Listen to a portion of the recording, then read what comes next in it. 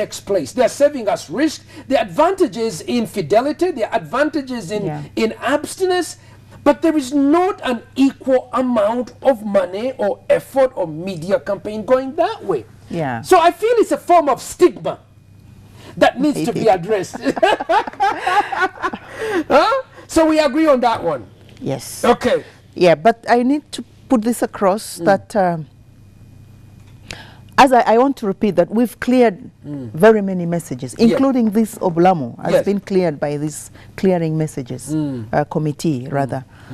And I want to encourage you, I want to encourage the church, I want to encourage any other civil society organization which has funding and you want to put these messages on the billboards.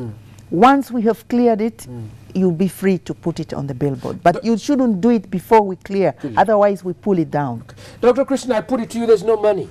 Here's what you need to work on. You need to go beyond clearing the messages. The issue is you need to force, you know, just like smoking. Yeah. I mean, these are all pharmaceutical products. Condoms are pharmaceutical products. Yes. And somebody makes money out of them at the end of the day. I agree with you. And first of all, Uganda AIDS mandate, we are not implementers. We're not like Ministry of Health where we go to implement. We oversee, we coordinate, we advocate, and we mobilize the resources. Okay.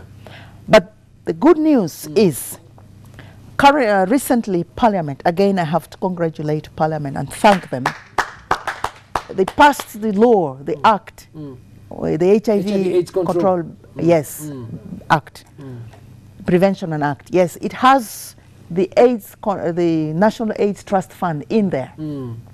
So we are in the process of making this trust fund functional. And I'm positive that we will make it functional. Very good. And so when, as a country, we have our own fund to respond to HIV and AIDS issue, then we will be able to say, okay, with this fund, 40% goes to prevention,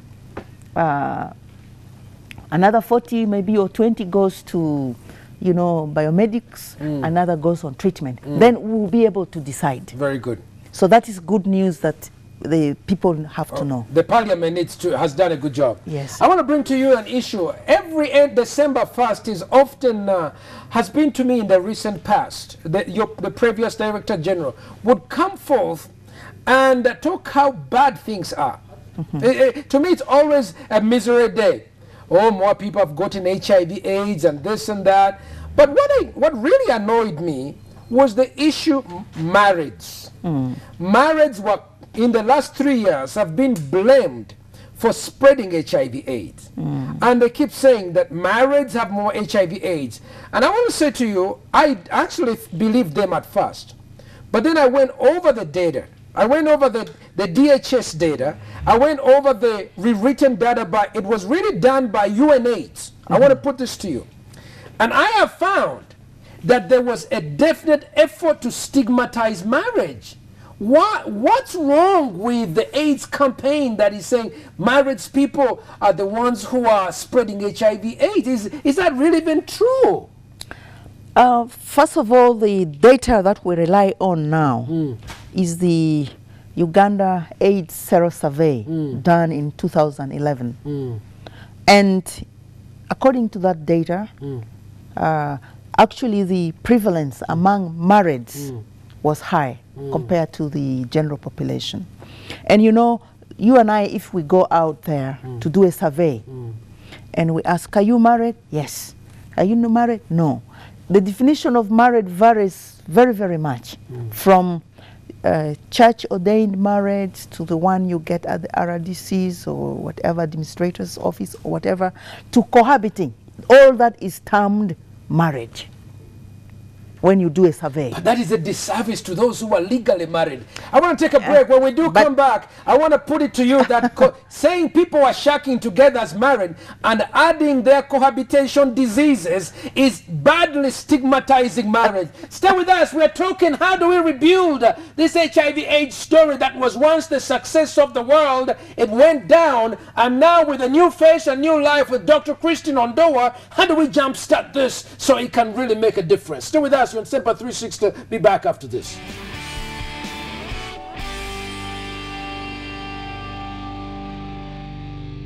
married people. We're talking about this with Dr. Christine Ondoa. Dr. Christine, I want to tell you, I can't imagine this issue, but you are telling me the definitions that was used in the survey included the cohabiting, the people are living together, and those who are not. And we know that when you're cohabiting, people are more likely to be promiscuous than those who have made a commitment of I do. Why do they put them together? Why do you add all these people? Why did the 2011 people put together? What's the justification for this? Well, I was just saying, if you go out there to do a survey, you know, most often the surveyors don't ask, can I look at your certificate, your marriage certificate? Yes, they yes, don't. yes. They will only rely on People are together. your response. I ask, Ssempa Martin, are you married? Yes. Christine Ondoa, are you married? No. Like that. But most often than not, your certificate of marriage is not asked. So you depend on this data. And most often than not, people who don't have certificates but are living together, you know, tell the people collecting data that they are married. So that is how come all are, you know, bungled together. Who are the most at risk populations as far as HIV/AIDS transmission is concerned? And we came up with this data revealed that there are groups.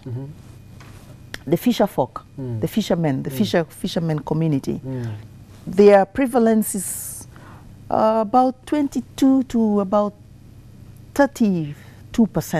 That is extremely high. It is very high. Then the female sex workers were also one of the populations most at risk, of average of about 30 to 35% also. My goodness.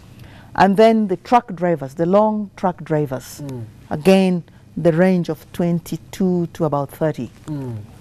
So we already have that information. And in our most at-risk population, the marrieds don't feature in this recent modes of study we have got.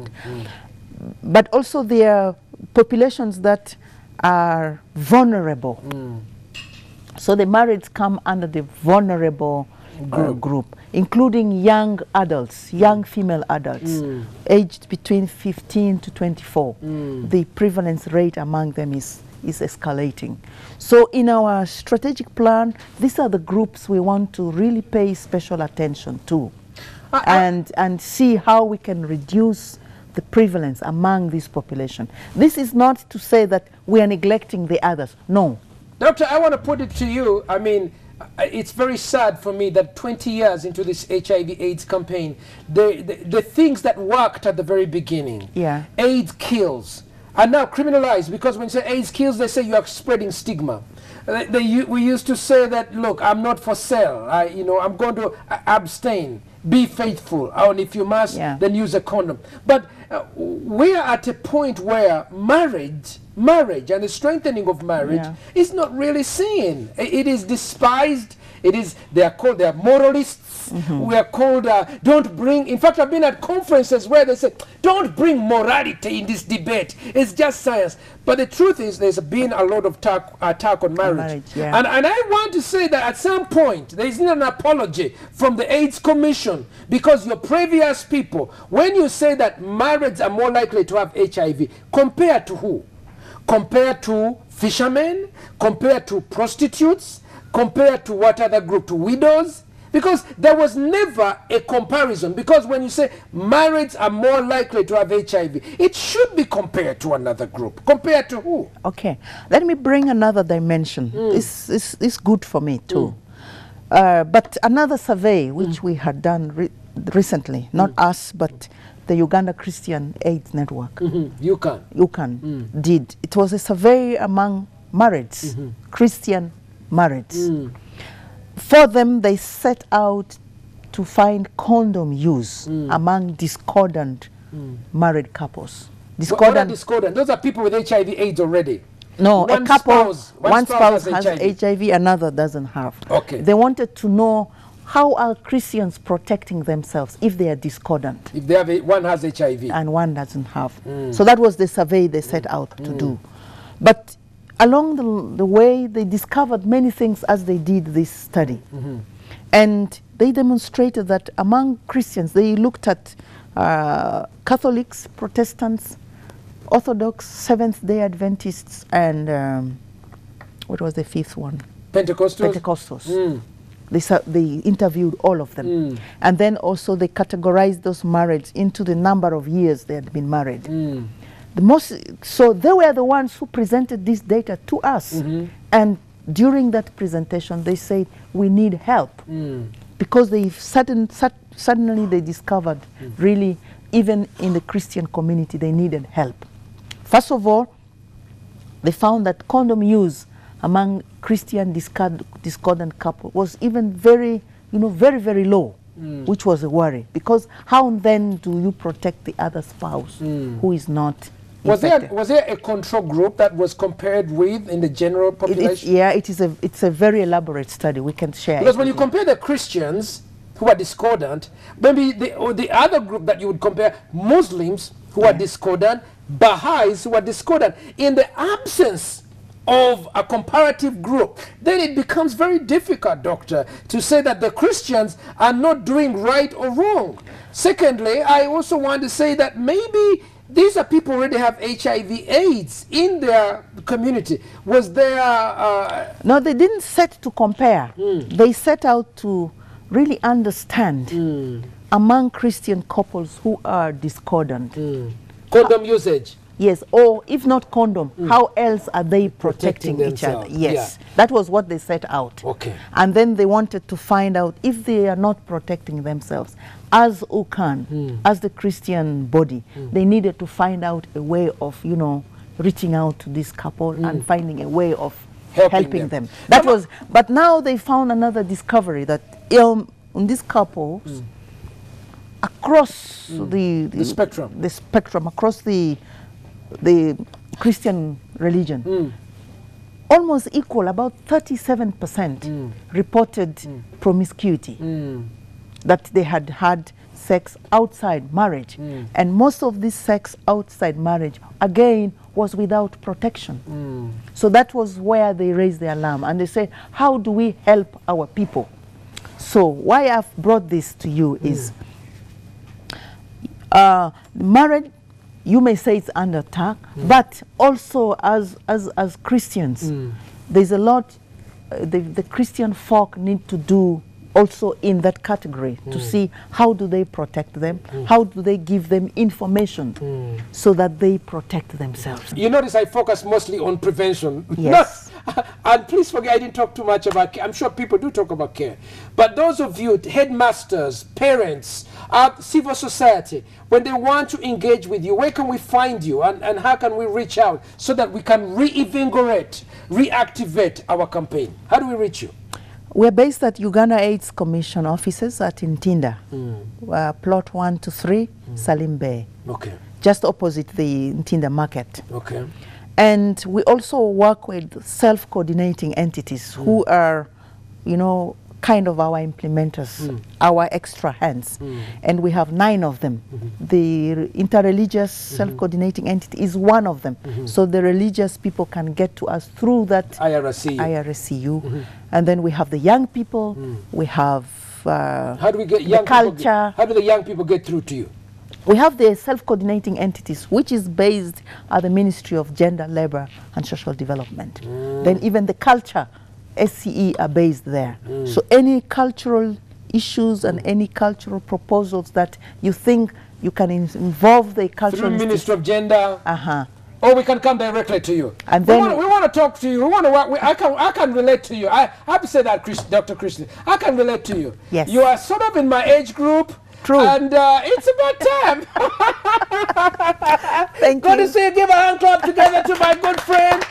We will be back again, same place. And listen, if you're over there and thinking of doing something risky because you want to get a thrill, don't do it. And if you are a married person, you have someone that you're committed to, stick with them. That's a message here. And as the president and the first director general of the AIDS Commission says, if you're going to be so foolish not to be able to abstain or be faithful, he would say, don't be so foolish not to use a condom. I don't have a problem with that, and that's the ABC message. You also can get circumcised. That all? We'll be back again, same place. It's not A, B to Z, it's A, B, C, and another C. Bye-bye.